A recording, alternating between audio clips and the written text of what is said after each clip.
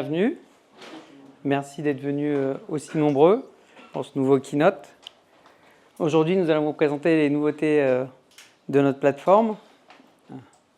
Cette présentation va durer à peu près 1 heure sur le même format des précédentes, c'est-à-dire qu'on va vous faire un keynote. Alors, Iguen Solutions, chez Iguen Solutions, l'open source, c'est bien plus qu'une philosophie, c'est notre ADN.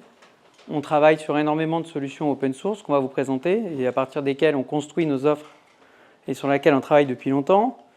C'est pourquoi nos 3 domaines principaux de compétences tournent autour de la virtualisation. On avait fait un keynote l'année dernière au sujet de OpenNebula, une solution open source alternative à VMware au moment où Broadcom avait racheté VMware et où les sociétés cherchaient des alternatives open source. On travaille aussi beaucoup sur la containerisation avec notamment notre offre KubeIG1 qui est un cluster Kubernetes managé qui offre une alternative à ce qu'on peut trouver sur les clouds publics. Et également, évidemment, l'intelligence artificielle, qui est le sujet qu'on va traiter aujourd'hui et dont on va parler. Alors, on a fait plusieurs keynotes déjà sur le sujet. Les premiers étaient assez en avance de phase, où on présentait le sujet, mais les gens commençaient à regarder.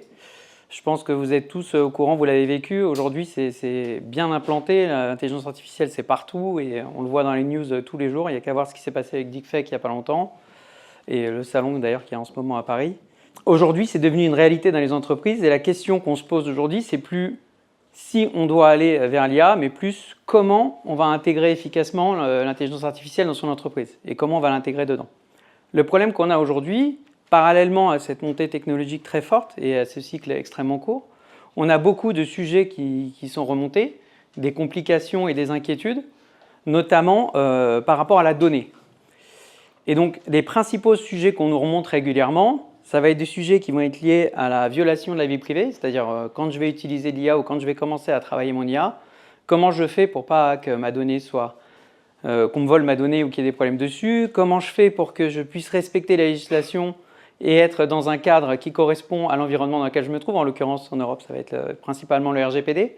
Et surtout, comment je fais pour que ma donnée ne s'envole pas, qu'elle ne soit pas prise et qu'elle ne sorte pas de chez moi.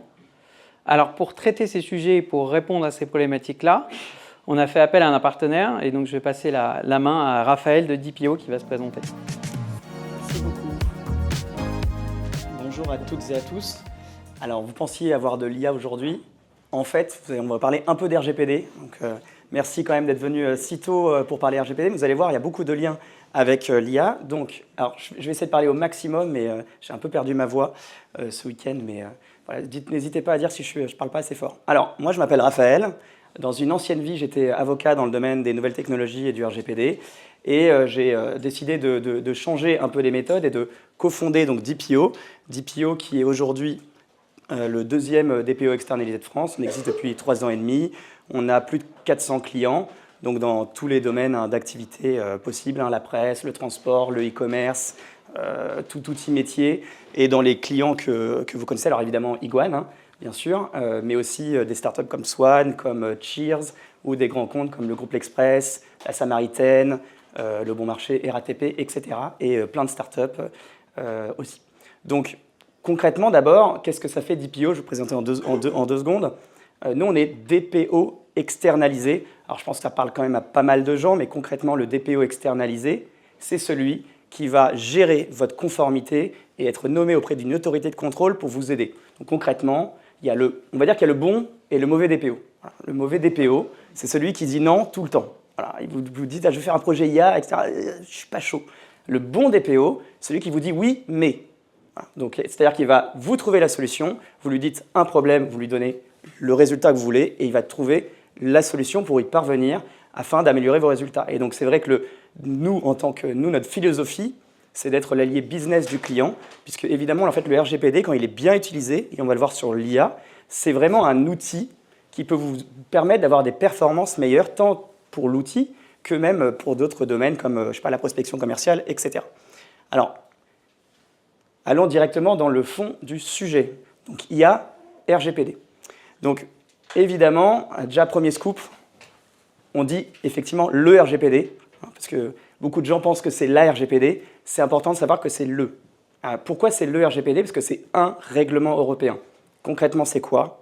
c'est une forme de loi fédérale européenne, ça va avoir du sens pour ce qu'on va dire après. C'est-à-dire que ce règlement, il s'applique pareil partout, dans tous les États membres. En France, en Roumanie, en Allemagne, en Autriche, etc. D'accord ? Or, il y a eu aussi un RIA, le règlement IA qui est sorti. Donc aujourd'hui, vraiment, l'IA et le RGPD sont très entremêlés, puisque donc, vous avez le RGPD qui va faire 90% des sujets, et le RIA, donc le règlement IA qui est sorti il n'y a pas longtemps, qui lui va plutôt compléter le RGPD sur certains aspects. Donc je ne vais pas trop en parler, parce que de toute façon, je ne vais pas être dans le jargon juridique, mais sachez qu'un point qui est important, c'est que beaucoup de nos clients, nous on a beaucoup de clients qui ont des projets IA, vraiment je pense qu'on en a quasiment un toutes les 2 semaines minimum, de clients qui veut mettre en place l'IA ou client qui fait de l'IA, enfin qui veut faire de l'IA. Et ce qui est important à savoir, c'est que beaucoup de clients pensent que l'IA n'est pas forcément liée aux données personnelles, qu'on peut y échapper. Or, franchement, dans 95% des cas, vous serez soumis au RGPD, et le RIA, c'est vraiment plutôt un complément. Donc ça, il faut en avoir conscience. Donc le RGPD, quand vous lancez un projet IA, vous allez devoir vous y coltiner. Or, pas de bol, parce que le RGPD, en tout cas l'IA, telle que l'IA générative, telle qu'elle a été pensée, on pense tous à OpenAI ou DeepSeek, il peut être incompatible en certains aspects avec le RGPD. Ça ne veut pas dire qu'on ne peut pas faire de l'IA, on verra après comment, mais concrètement, là on a quelques éléments clés. Alors j'ai résumé le RGPD en vraiment 4 points clés, mais s'il y en a d'autres. Mais si on les regarde, on voit bien qu'il y a un sujet avec l'IA. On voit, le RGPD, c'est une problématique de souveraineté numérique. Alors, on en parle beaucoup. N'oubliez pas que le RGPD, on pense part du postulat que l'Union européenne, c'est un pays avec des frontières. D'accord ? Et les transferts en dehors de ces frontières de l'Union européenne sont interdits. Il y a des cas où c'est possible, mais on verra que ça va poser problème. Mais tout de suite, on voit bien que, par exemple, DeepSeek, le cerveau, il est en Chine. Donc, a priori, on peut difficilement l'utiliser. OpenAI, le cerveau, il est aux États-Unis. Et on va voir que ça posera des problèmes. D'accord ? Ensuite, on a un sujet de minimalisme, j'appelle ça. C'est-à-dire que vous devez utiliser le moins de données possible. Le RGPD impose d'utiliser le moins de données possible et pendant la durée la plus faible possible.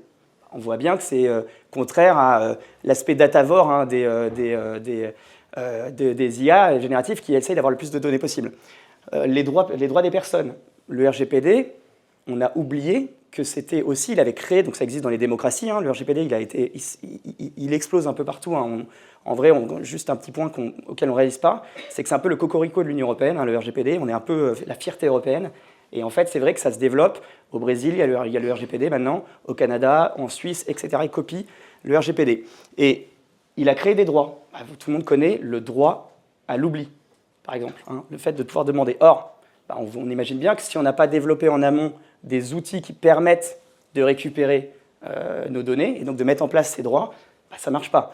Et il peut y avoir des biais qui peuvent mener à des discriminations. Je vous donne un exemple typique. Nous, on a un client qui fait de la location de matériel, et en B2C, et en fait, il avait des vols. Et donc, pour éviter ces vols, il a voulu faire du KYC, donc utiliser l'IA pour vérifier les risques de lead qui pourraient arriver. Or, il utilisait des critères qui n'étaient pas forcément pas terribles, quoi. Par exemple, si j'habite dans le 93, j'ai tout de suite une mauvaise note, par exemple. Et donc, en fait, évidemment, ça pose des problèmes sur lesquels il peut être attaqué. Et donc, nous, on a dû l'accompagner dans la mise en œuvre aussi de son outil pour gérer ces aspects de critères. D'accord ? Or, d'ailleurs, pour petite information, il a eu des meilleurs résultats en ayant des critères qui marchaient mieux. Alors, donc, quand je vous dis tout ça, c'est quoi le problème ? C'est qu'en fait, il faut mettre en place, la solution. C'est que le problème, c'est que pour pouvoir mettre en place de l'IA, il faut évidemment aller voir son DPO préféré qui va vous aider, puisque si vous ne le faites pas, vous allez avoir un vrai problème business. Là, moi, vraiment, ce qu'il faut avoir conscience, c'est que le RGPD, j'ai discuté avec quelques personnes ici, il y a beaucoup de sous-traitants au sens du RGPD, c'est-à-dire des structures qui vont traiter les données des autres, soit par exemple les héberger, ou alors fournir des outils métiers. Vous, typiquement, c'est un frein au business. Si vous respectez pas, si vous n'avez pas réfléchi en amont à un projet IA conforme au RGPD. On a pas mal d'exemples. L'autre jour, un client qui vient nous voir, qui nous dit « j'ai un projet IA, il est développé, et en fait, quand je veux le vendre, je me retrouve face au DPO de mon prospect qui me dit « je ne suis pas d'accord, je ne veux pas utiliser ton outil, donc je mets un veto ». Pourquoi ? Parce que, alors, deuxième scoop de la journée, c'est que en fait, OpenAI, c'est interdit. En fait, c'est interdit, on n'a pas le droit de l'utiliser. DeepSeek, on n'a pas le droit de l'utiliser. Alors, pourquoi? Parce qu'en fait, OpenAI, alors je parle du service, c'est-à-dire si on se branche à l'API et qu'on l'utilise. Pourquoi on n'a pas le droit de l'utiliser, en fait, alors qu'on ne le dit pas? Et finalement, on l'entend nulle part que c'est interdit, mais il n'y a pas plus d'1 mois, l'Italie, l'autorité italienne, donc la CNIL italienne, a condamné OpenAI pour non-conformité. Or, vous, en tant que personne morale, vous avez l'obligation, quand vous prenez un outil, qu'il soit conforme au RGPD. Donc ça veut dire que quand vous prenez un outil, quel qu'il soit, donc par exemple OpenAI, vous devez vérifier, l'auditer pour vérifier qu'il est conforme. Or là, en fait, l'autorité italienne, elle a fait le travail pour nous, elle l'a audité. Et ce qu'elle a dit, c'est OpenAI n'est pas conforme. Or, je vous ai dit tout à l'heure qu'un règlement européen, c'est pareil partout. Donc ça veut dire qu'ils ne sont pas conformes aux règles italiennes, qui sont les mêmes que les règles françaises. Donc l'audit est déjà fait, je sais qu'OpenAI n'était pas conforme. Mais DeepSeek, pareil, il n'y a pas plus de la semaine dernière, je crois que c'était il y a quelques jours, peut-être 2 jours, DeepSeek, l'autorité luxembourgeoise a fait un avertissement sur DeepSeek, pour les mêmes raisons que j'ai dit tout à l'heure, c'est-à-dire problème de souveraineté numérique, problème de minimalisme, etc.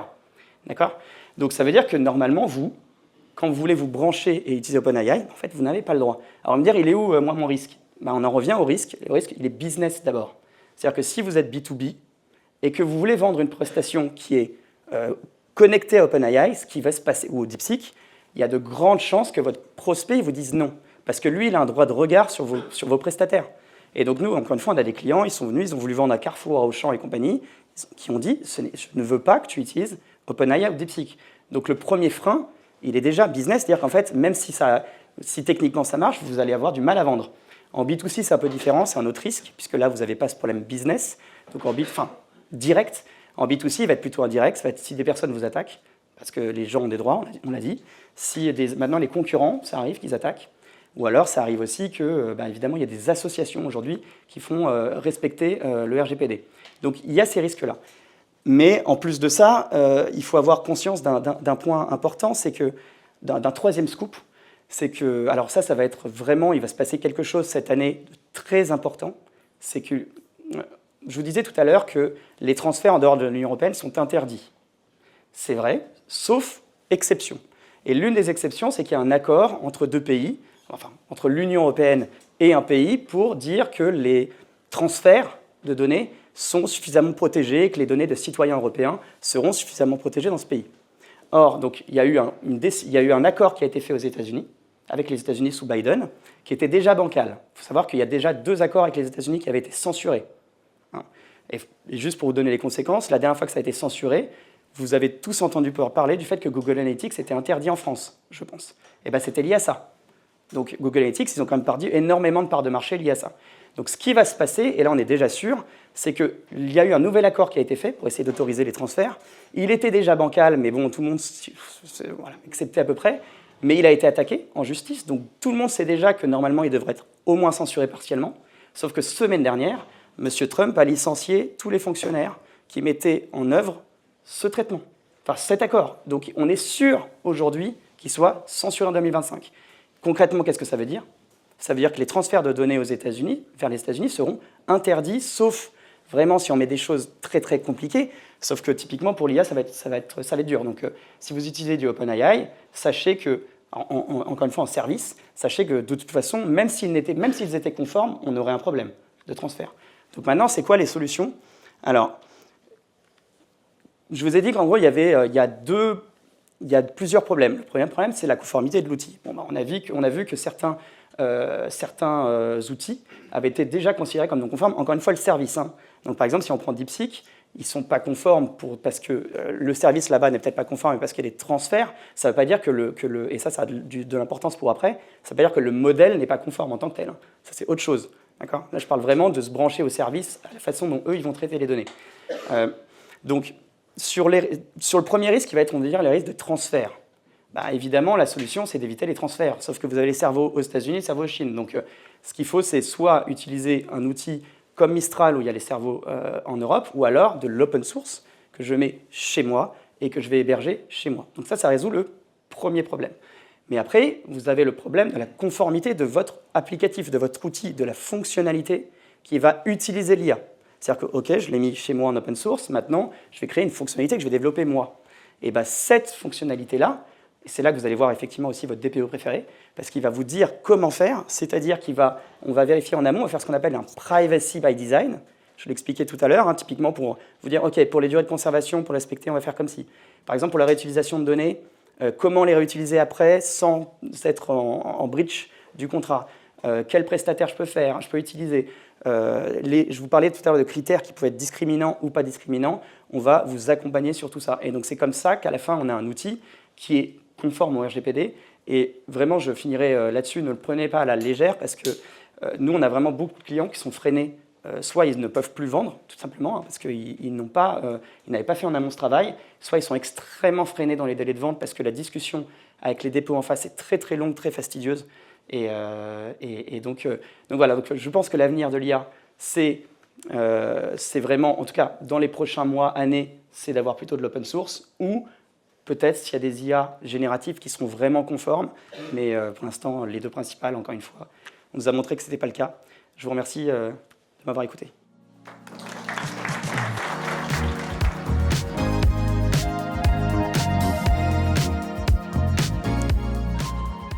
Alors, fort de ce constat qu'on a fait il y a un peu plus d'1 an maintenant, on a construit une plateforme évidemment qui répond à ces contraintes-là.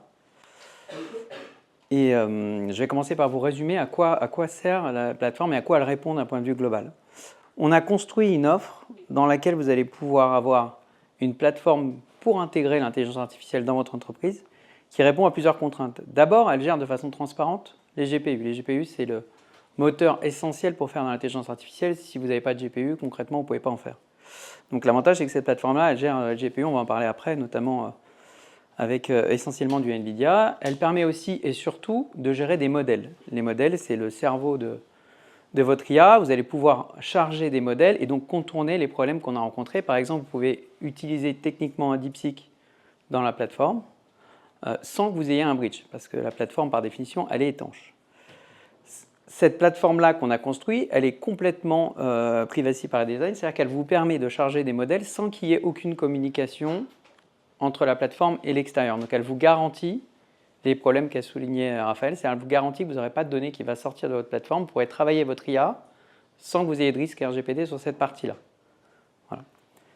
Donc la plateforme qu'on a construite, c'est essentiellement un outil pour les entreprises, pour intégrer l'IA dans leur entreprise, dans un contexte et dans un cadre RGPD. Voilà. Avant de commencer à rentrer dans le détail de l'offre, on va pas seulement vous présenter une offre technique, on a aussi changé et introduit une nouvelle identité visuelle avec une nouvelle charte et on vous a fait une petite vidéo pour vous présenter à quoi ressemblait la nouvelle plateforme.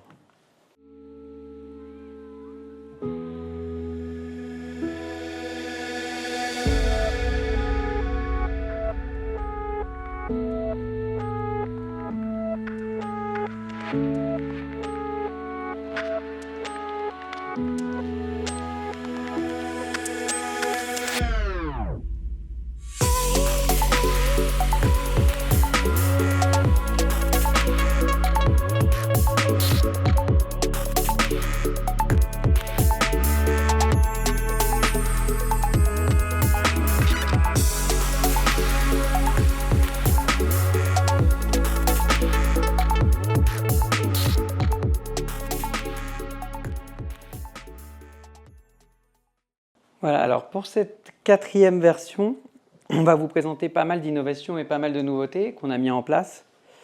Et avant de rentrer dans le détail des fonctionnalités, on va juste rappeler les 3 principaux piliers de la solution. La solution, elle repose essentiellement sur un déploiement universel, c'est-à-dire que la capacité de la plateforme à être installée soit sur les infrastructures d'E1 Solutions, soit sur les infrastructures du client, c'est-à-dire celles des vôtres. Si vous avez déjà des infrastructures NVIDIA, vous avez déjà des cartes, on peut déployer la solution dessus, ou encore sur nos partenaires.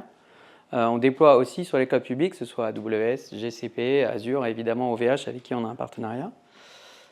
Et la partie aussi, vous pouvez, la deuxième brique, c'est la partie logicielle, c'est-à-dire ce qu'on va vous présenter juste après, la stack, avec les nouveautés sur lesquelles on a travaillé. Et le 3e pilier qui est fondamental, c'est la partie professional services, c'est-à-dire que on va vous accompagner dans votre projet depuis les prémices, c'est-à-dire votre idée de comment vous voulez intégrer une problématique IA dans votre entreprise avec du conseil, c'est-à-dire choisir les bons LLM, c'est-à-dire les bons modèles par rapport à vos usages, comment les intégrer, comment mettre en place votre plateforme, comment l'implémenter avec votre besoin. Et on va vous fournir du IOPS et du MLOps sur toute la partie de votre projet, c'est-à-dire le build, le run et les évolutions. Donc ces trois composants-là, c'est les trois composants principaux de notre plateforme. Et donc on va à présent rentrer dans le détail de la stack. Et pour expliquer en détail la stack, je vais passer la main à Jean-Philippe. Merci Stéphane. Non. Fullstack AI, comme vous avez vu, c'est donc l'environnement privé dédié à votre entreprise. Ça regroupe l'infrastructure, les modèles, les outils d'exploitation des modèles et pour mieux servir tous les usages. Pour mieux expliquer ces différentes couches de la plateforme, je laisse une vidéo prendre la parole.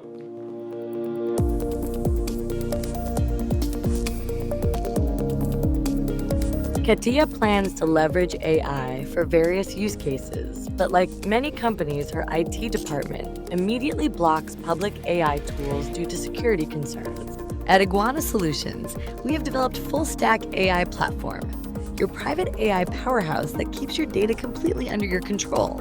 Think of it as your exclusive AI ecosystem, built on 4 powerful foundations. 1. Your dedicated AI infrastructure, managed by our experts and deployable wherever you need it. Iguana Solutions facilities, public cloud, or your own servers. 2. A growing suite of AI capabilities. Our modular platform allows you to start small and scale up with tested and validated open source models for any use. Cases from text generation, RAG, document analysis to image generation. 3. Smart Control Center. Manage who uses what. Set budgets, API keys, and usage quotas. Monitor and track every interaction, including carbon footprint, through comprehensive dashboards. 4. Ready-to-use AI App Store. Launch pre-built applications instantly or seamlessly integrate your own custom solutions designed for your unique needs. Best part? We handle all maintenance and updates, ensuring you're always ahead with the latest AI innovations without the technical headaches. Innovating tomorrow with AI solutions today. Quelles sont les nouveautés de la plateforme V4? Comme l'a dit Stéphane, nous avons un déploiement universel. On se déploie à la fois sur des GPU dans nos data centers, et on a la chance d'avoir la dernière génération de GPU avec les H200, la génération Hopper de NVIDIA. Votre cloud préféré, que ce soit sur des clouds publics, hyperscaler ou OVH, Scaleway, tout cloud qui propose des GPU, ou bien, si vous avez vos propres serveurs GPU, nous sommes capables de nous déployer dedans. À cette infrastructure matérielle, on déploie notre OS maison, sur lesquels on y met tous les composants pour manager les GPU. Et afin de démarrer avec des ressources raisonnables, par exemple, notre plateforme est modulaire, on commence avec un GPU et potentiellement au fil des usages, on va peut-être être amené à rajouter des ressources supplémentaires. Grâce à Kube by Iguana, notre service Kubernetes Manager, on va pouvoir piloter les ressources de manière souple et fluide. Créer toutes sortes d'applications IA avec notre plateforme, c'est très facile, puisque nous supportons toute une large gamme de modèles open source, qui va de la génération de texte, génération de code, les modèles de RAG pour traiter les documents, le vision model, la génération d'images et les outils pour tout ce qui va être le support des agents, des applications à base d'agents IA. Pour la V4, nous avons rajouté le support des derniers modèles LLM, des derniers modèles de génération d'images, et nous avons surtout beaucoup travaillé à améliorer les performances de la plateforme et la qualité des modèles. Parce que le but de Fullstack AI, c'est de pouvoir servir vos applications avec une forte charge. Donc nous avons énormément travaillé à l'amélioration de la performance de la plateforme grâce à la mise en place de TensorRT LLM, qui est le SDK fourni par NVIDIA qui permet d'optimiser l'utilisation des LLM sur les GPU. TensorRT va préparer et optimiser le fonctionnement des modèles En termes d'amélioration de performance, c'est un peu comme si vous aviez un langage compilé versus un langage interprété en termes de code. Les langages compilés vont beaucoup plus vite. Et c'est exactement ce qui se passe avec un TensorRT LLM. Et on améliore donc de 3,85 fois le nombre de tokens par seconde par rapport à la version précédente de la plateforme à matériel identique. Jusqu'à 3,85 fois, ça se découpe d'une amélioration de 2 fois pour des batchs de 256 requêtes en simultané, jusqu'à 3,85 fois pour 2048 requêtes en simultané. Et en plus de cette amélioration de tokens par seconde, nous avons diminué de 3 fois la latence entre chacun des tokens, ce qui signifie que la génération des mots sur un chat est 3 fois plus rapide qu'avant, pour une expérience plus fluide. Cela va se découper d'une amélioration de 2 fois environ pour 256 requêtes en simultané, jusqu'à 3 fois pour 2048 requêtes en simultané. Et en plus de cette amélioration de performance, on a amélioré la qualité des modèles. Par défaut, on propose des modèles au format BF16, qui est le format le plus courant que vous trouverez sur Hugging Face. Avec la quantisation, on a permis de réduire la taille occupée par les modèles tout en préservant leur nombre de paramètres et leur qualité. Dans la pratique, on a réduit de 50% l'empreinte mémoire GPU. Autrement dit, là où il nous fallait 2 GPU pour faire tourner le modèle Qwen 2.5 72B, qui est un modèle, on va dire, de bonne taille, un des meilleurs modèles open source aujourd'hui par rapport à sa taille, il ne nous en faut plus qu'un seul. Un seul GPU signifie moins de ressources matérielles, moins de consommation électrique et donc une meilleure efficience énergétique. Tout en conservant sa précision à plus de 99%. La technique de quantisation que nous avons utilisée est imperceptible pour l'humain, ce qui rend vraiment la plateforme ultra performante. FullStack AI, la V4 de la FullStack AI est la meilleure plateforme d'IA privée que vous trouverez aujourd'hui sur le marché grâce à la combinaison d'un bon matériel, d'une bonne stack logicielle et du service Iguane, bien entendu. Mais le hardware ne fait pas tout, les modèles ne font pas tout. Pour pouvoir exploiter au mieux cette plateforme, nous avons mis à disposition tout un ensemble d'outils. Ces outils sont accessibles à toute personne qui utilise la plateforme. Ça va de l'orchestrateur, qui sert aussi de point d'entrée API OpenAI compatible, au traducteur Ollama. Par exemple, vos développeurs qui ont l'habitude d'utiliser Ollama en local ne seront pas perdus à utiliser la plateforme grâce au fait que nous avons un endpoint Ollama compatible. Ils vont aussi apprécier notre copilot, notre assistant de code, car nous avons mis en place un serveur de configuration qui va automatiquement fournir la configuration pour les outils de développement. Quand vous avez des dizaines de développeurs dans vos équipes, le simple fait de mettre sa clé d'API permettra de récupérer automatiquement la configuration et vous ne passerez pas des heures à passer derrière tous les postes de travail. Et enfin, notre stack de supervision, de métrologie avec sismologie, où vous aurez accès à toutes les métriques matérielles, logicielles de l'usage des LLM avec en plus des dashboards d'empreinte carbone pour suivre en temps réel votre consommation de CO2. Donc, je laisse la parole à une petite vidéo qui va vous expliquer dans le détail ces outils d'exploitation. LM Orchestrator. Maintain full oversight of your AI platform thanks to LLM Orchestrator. Manage teams, models, budgets, API keys, and quotas, all from one comprehensive interface. Metrology. Monitor and evaluate platform performance with our in-depth metrology.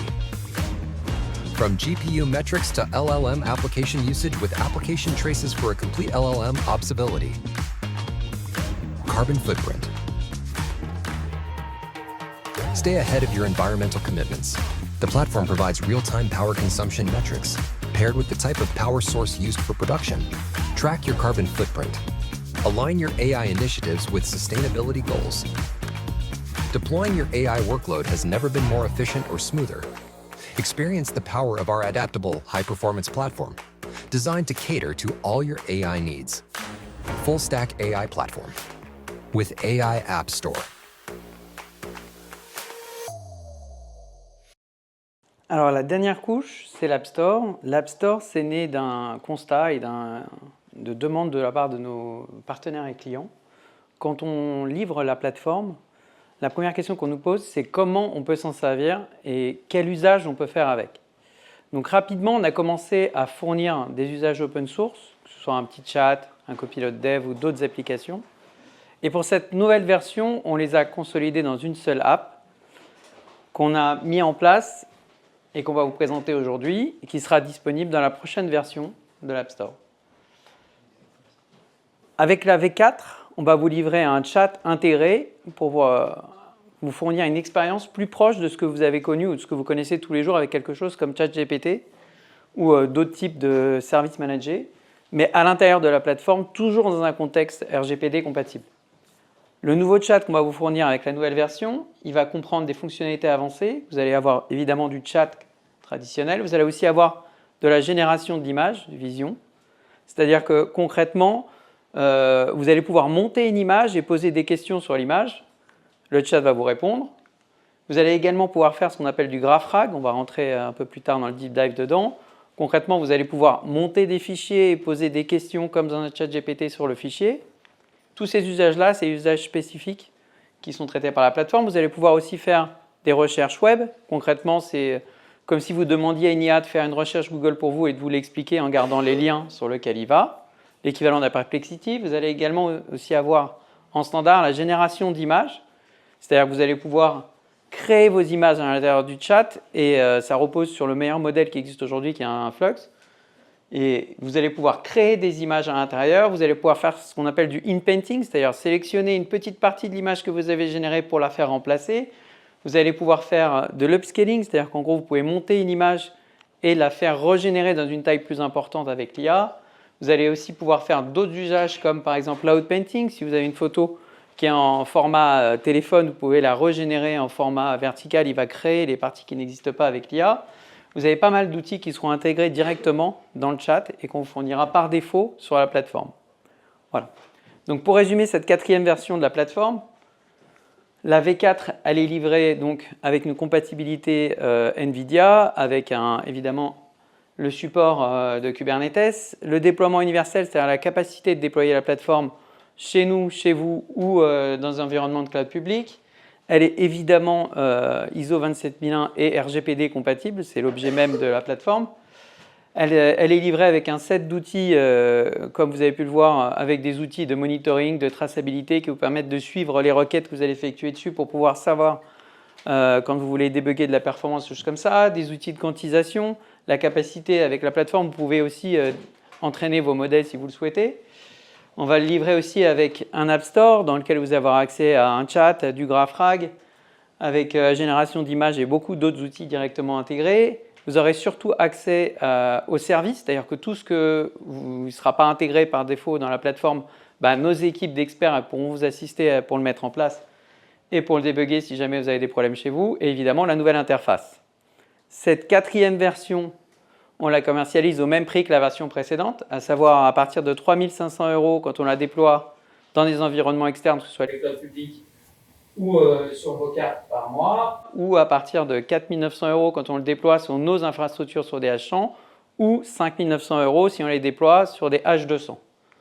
La plateforme, elle est toujours livrée sans frais de setup, c'est-à-dire que quand on la démarre, vous n'avez pas de frais de setup. Ça part le premier mois directement pour une période de 12 mois et vous pourrez à partir d'aujourd'hui la commander. On va prendre les commandes dès aujourd'hui pour une livraison courant avril. Voilà. Donc ça, c'est le résumé sur la partie stack. On va passer à présent à, traditionnellement, on fournit toujours nos keynotes avec un deep dive. Et aujourd'hui, on va faire un deep dive autour du RAG. Et je vais passer la main à Mox pour vous le présenter. Bonjour tout le monde. Bon, aujourd'hui, je vais vous reparler du RAG. Je suis désolé, je radote. J'ai fait déjà 2 heures sur le RAG, mais bon, aujourd'hui, je vais vous parler des nouveautés du RAG et qu'est-ce que ça apporte. Et comment aussi on l'a implémenté, mais j'essaye de vous donner la vision de comment ça marche. Donc déjà, commençons par le début. Si vous voulez utiliser vos données entreprises avec un LLM, comment ça se passe? En fait, vous avez deux manières de le faire. La première manière, c'est de réentraîner le modèle, ce qui s'appelle le fine-tuning, et donc dépenser beaucoup de temps, des semaines ou des mois, et vous devez dépenser beaucoup d'argent parce que vous avez besoin de beaucoup de GPU pour faire ça. Maintenant, c'est là qu'intervient le RAG. C'est la deuxième méthode. En fait, le RAG permet de mettre vos données quelque part, que ce soit dans un graphe, dans une base de données ou juste un fichier, et d'utiliser directement en contexte avec votre LLM. Du coup, aujourd'hui, je vais vous parler du RAG, bien sûr, du KAG, qui est une variante du RAG, et de l'autre KAG. Vous allez me dire, c'est quoi ce truc-là? C'est quoi le KAGOL là? Donc, vous avez un KAG, c'est le Cache Augmented Generation. En gros, on va utiliser le cache. Vous avez le KAG qui, lui, le Knowledge Augmented Generation. Et là, on va parler vraiment de techniques assez poussées et assez performantes. Donc, de base, le RAG, le Retrieval Augmented Generation, il va venir intervenir sur ces requêtes basiques pour rajouter une nouvelle couche. Une requête basique, c'est quoi? C'est un user qui fait un prompt, le prompt arrive dans le LLM il va répondre avec ce qu'il connaît, ce qu'il a comme données. Rien d'autre, il n'y a pas de nouvelles choses, il n'a pas d'infos par rapport à votre entreprise, donc il va répondre juste avec ce qu'il connaît. Maintenant, le RAG, il intervient pour rajouter vos données. Comment ça se passe? C'est qu'il y a une phase de préparation, il y a vos données à vous qui sont données à un modèle d'embedding. Voilà, je vais passer la partie, je vais faire plus rapidement la partie technique. En gros, ce qui se passe, vous donnez vos données sont chunkées, ça veut dire coupées en petits morceaux, puis on utilise un modèle d'embedding pour créer une base de données vectorielle. Après, comment on l'utilise? Quand le user va faire un prompt, qu'est-ce qui se passe? Il y a une similarity search, une fonction qui va chercher des similitudes de vecteurs par rapport au prompt dans la base de données. Après, ces vecteurs-là, ils vont sortir, ils vont être retransformés avec l'embedding model en texte et vont passer en contexte au LLM avec le prompt qui, lui, à ce moment-là, il va dire « je réponds à ce que m'a dit le user avec le contexte qu'il m'a donné ». Et donc, vous avez des données à vous qui sont retransmises par le LLM. Maintenant, on va parler du premier KAG, le Cache Augmented Generation. En gros, le Cache Augmented Generation, il existait déjà. Par contre, il se démocratise aujourd'hui parce que le context length du modèle devient plus important. On a même des modèles à 128K de context length ou 256 aujourd'hui. Donc, qu'est-ce qu'il permet? Il permet d'enlever la phase retrieval, la phase où on est allé chercher dans une base de données des informations et pour les utiliser. Comment ça se passe ça? En gros, quand vous lancez votre modèle, vous avez besoin d'un moteur d'inférence. Le moteur d'inférence, il va loader le modèle. Vous avez une option qui s'appelle le context length. Ça permet de donner combien il va allouer de cache, qui lui va le mettre dans le KV cache du moteur d'inférence. Maintenant, il y a une limite à ça. Il faut le comprendre parce que ce n'est pas tous les modèles qui ont un gros context length. Il y a des modèles qui ont un petit, donc il faut bien choisir son modèle, premièrement. Deuxièmement, ça va utiliser votre VRAM. Donc, vous devez être conscient que vous ne pouvez pas dépasser la VRAM de votre GPU. Et donc, comment ça se passe après? C'est que le user va faire son prompt. Dans son prompt lui-même, il va mettre un fichier PDF. Et avec ce fichier PDF, par exemple, j'ai donné un fichier PDF, c'est un exemple. Donc, le LLM va prendre ce fichier PDF, le mettre en cache et va l'utiliser pour répondre aux questions du user qui suivent. Je vais donner un exemple très simple. Aujourd'hui, vous avez acheté une nouvelle machine à laver. Cette machine à laver vient avec une notice PDF. Vous ne savez pas comment l'installer. Vous mettez cette notice PDF dans votre chat et vous l'envoyez au LLM qui va, lui, l'utiliser pour vous dire bah, il faut l'installer comme ça, il faut l'utiliser comme ça. Ça reste en cache.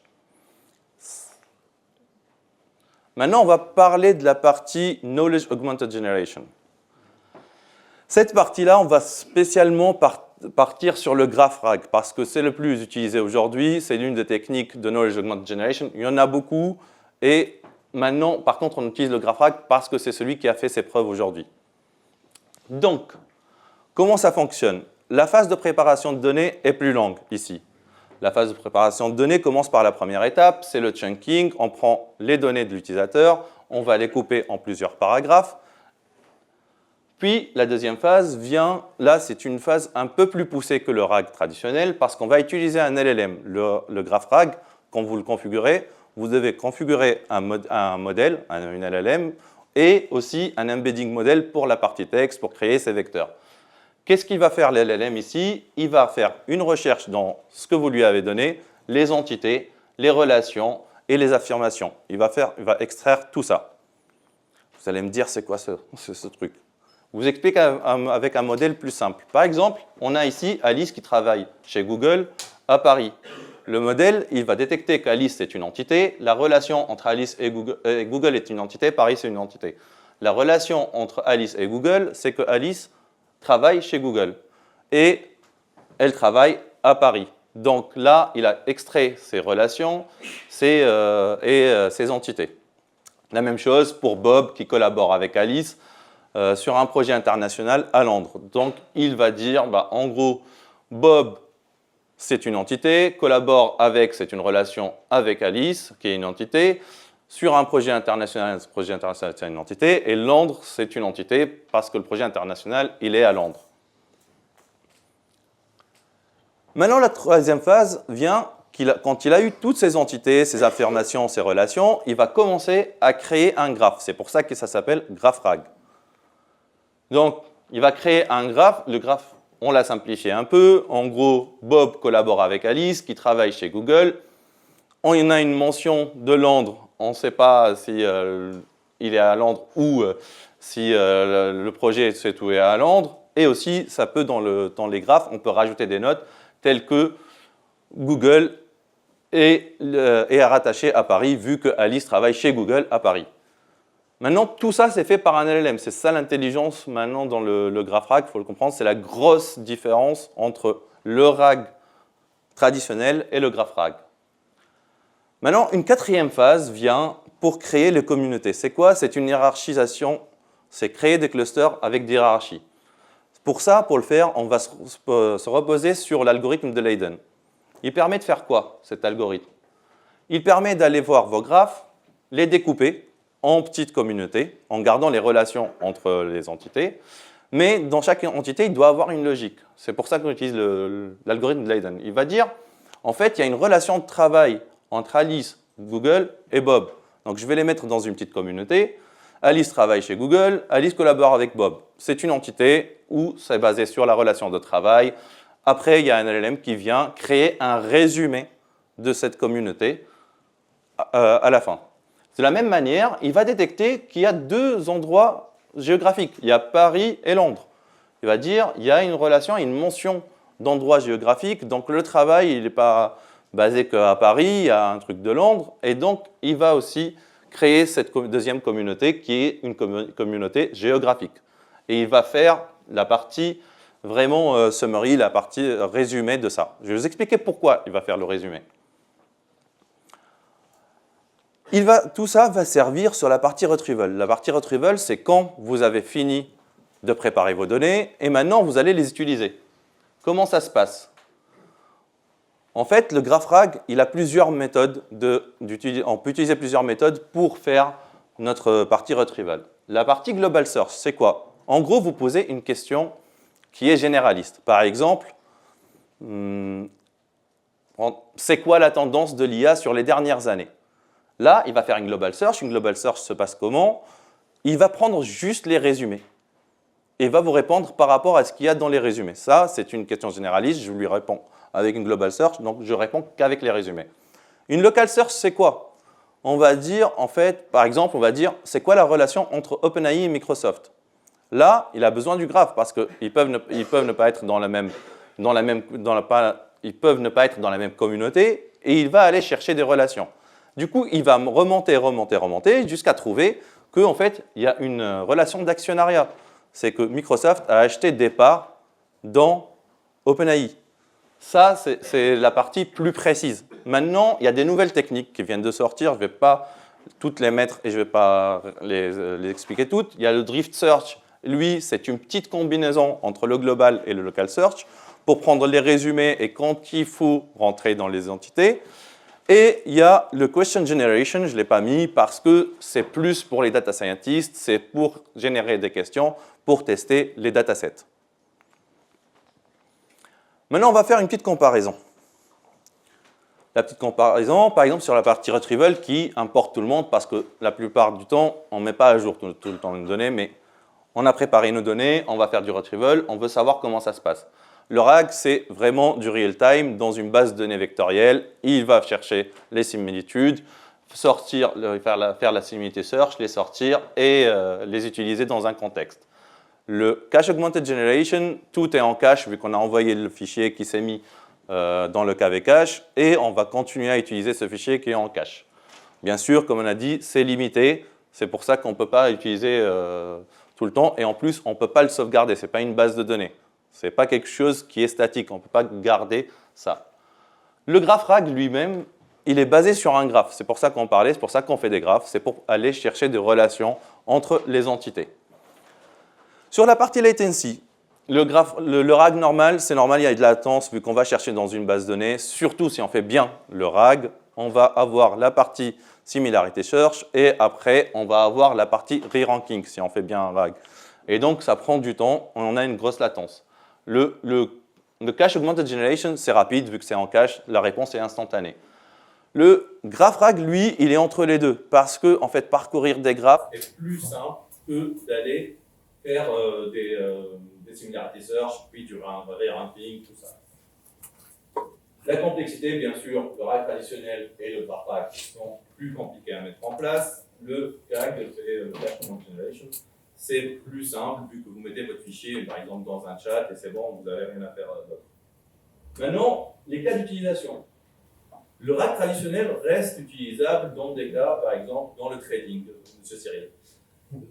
Pourquoi ça sert à ça? Par exemple, imaginez que vous devez suivre les actions, le cours des actions en temps réel. Aucun autre ne pourra se mettre à jour aussi rapidement que le RAG traditionnel. Donc, il reste ce cas d'utilisation pour lui, ou pour les bases de données qui sont vivantes et qui sont mises à jour tout le temps. Maintenant, le Cache Augmented Generation, lui, c'est pour des données stables. En gros, vous avez un fichier sur lequel vous voulez travailler, qui rentre dans votre taille de contexte, vous le mettez et vous bossez dessus, et vous avez besoin d'une latence très basse pour des réponses. Le graph RAG, lui, il va arriver dans les cas vraiment où vous avez besoin de précision, où la tâche est complexe. Je ne vais pas rentrer dans les détails, mais il se base sur le multi-hop reasoning. Ça permet d'aller faire du raisonnement sur tout un graphe, rechercher des relations et essayer de comprendre qu'est-ce qui se passe entre les entités. Maintenant, notre vision à nous, à Iguane, comment ça va être le RAG demain? En gros, pour nous, le RAG demain va être une combinaison du graph RAG ou du Knowledge Augmented RAG, même si ce n'est pas du graph RAG, il y a d'autres méthodes, avec le Cache Augmented Generation, vu que la taille de contexte augmente, que les GPU deviennent plus performants, qu'il y a plus de VRAM dans les GPU. Je vais vous expliquer ça d'une manière assez simple. Bob, dont on parlait tout à l'heure, il en a eu marre de Londres. Il revient à Paris, il va travailler dans un hôpital.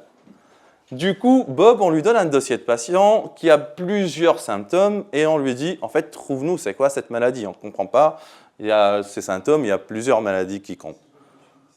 Donc Bob, il va donner le dossier médical du patient à son graph RAG, va faire une recherche, ça va lui permettre de recoupler tous les symptômes et lui sortir la maladie qui regroupe tous ces symptômes-là. Et en plus, ça va lui donner le médicament qu'il peut utiliser. Donc là, c'est le graph RAG, c'est l'utilisation de graph RAG.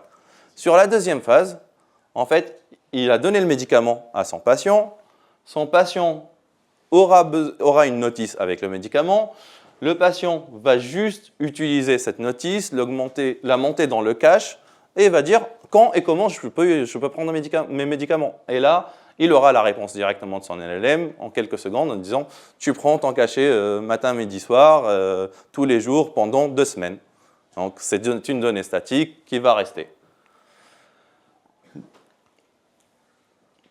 Donc, on arrive sur la conclusion. Sur la conclusion, c'est quoi? C'est qu'aujourd'hui, le RAG, devient plus compliqué, c'est vrai, mais il devient très performant dans des tâches vraiment complexes qu'avant on ne pouvait pas faire.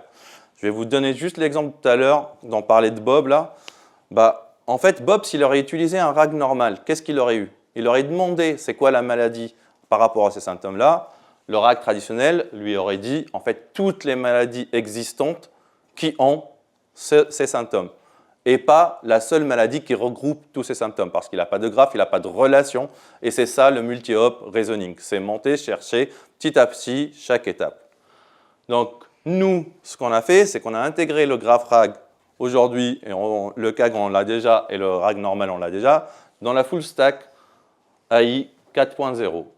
Et pour faire mieux, on a rajouté ça avec du DeepSeek R1. Pourquoi? Parce que le graph RAG, c'est du multi-hop reasoning, donc c'est quelque chose de très précis pour des tâches complexes.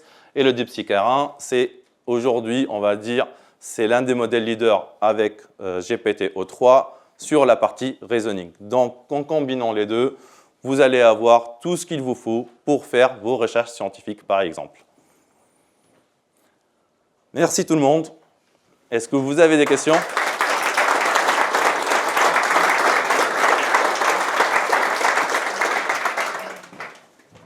Alors,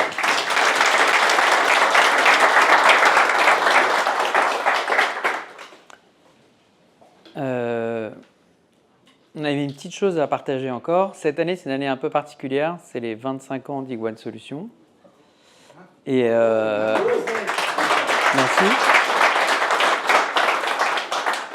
Et à cette occasion-là, on a préparé pour la première fois une vidéo, en l'occurrence une publicité qu'on va diffuser sur YouTube et LinkedIn dans les mois qui arrivent d'ici l'été, qui est un hommage à nos clients et qu'on va vous présenter maintenant.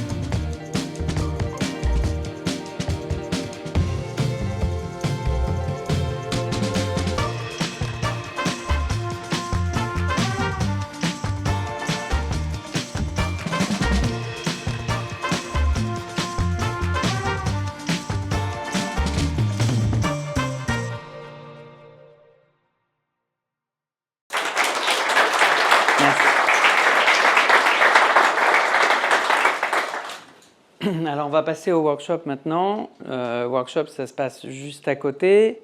À cette occasion, on vous a préparé une petite surprise. On n'a pas mobilisé une H200, ni même deux. On a pris 4 H200 et dessus, on a déployé un DeepSeek sur lequel vous allez pouvoir jouer. Donc, vous allez avoir des machines qui auront accès directement à cette plateforme-là. Et en même temps, vous pourrez également tester la plateforme dans sa version 3.5. Puisque la prochaine sera disponible à partir du mois de début avril. Le prochain keynote aura lieu dans 3 mois environ, c'est-à-dire aux alentours du mois de mai. Merci d'être venus aussi nombreux. Avant de conclure, je voudrais remercier l'ensemble des équipes, des personnes extrêmement talentueuses qui ont qui ont souvent mis de côté leur nuit et leur week-end pour travailler d'arrache-pied. Et je voudrais qu'on les remercie et qu'on les applaudisse chaleureusement. Et on pourra passer au plus après. Merci.